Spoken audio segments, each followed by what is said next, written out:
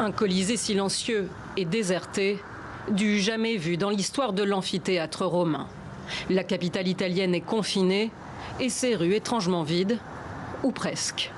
Devant la célèbre fontaine de Trévise, la police tente tant bien que mal de repousser quelques touristes, visiblement pas inquiets. Personnellement, je pense que beaucoup de gens meurent autant à cause d'un rhume que du coronavirus. Ils paniquent beaucoup plus que nécessaire. Pour les autorités italiennes, en revanche, l'heure est grave. La quarantaine imposée dans le nord du pays concerne depuis lundi soir toute l'Italie pour tenter d'endiguer la propagation du coronavirus. Jusqu'au 3 avril, la population est tenue de rester chez elle, sauf pour des raisons professionnelles ou toute forme d'urgence. Autre restriction, tout rassemblement public est prohibé. Les écoles et universités, mais aussi les musées, théâtres et cinémas restent fermés.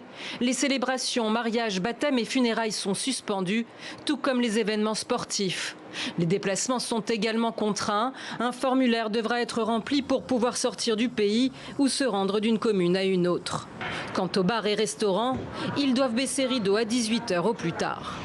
Des mesures draconiennes et inédites à l'échelle de la planète, accueillies avec résignation pour la plupart. Je suis heureuse que la zone protégée soit étendue à toute l'Italie. Je ne suis pas d'accord avec ceux du Nord qui ont fui dans le Sud dans leur famille d'origine.